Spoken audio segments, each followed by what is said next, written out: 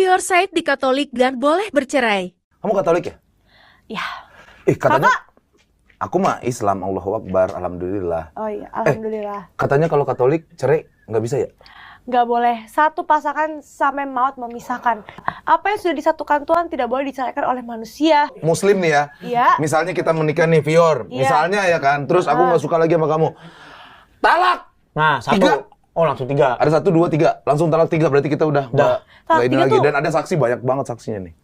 Ditalak tuh, nangis dulu. Aku yang diceraiin. Nangis dulu. Ya, bisa. Nangis dulu tuh. Emang kenapa?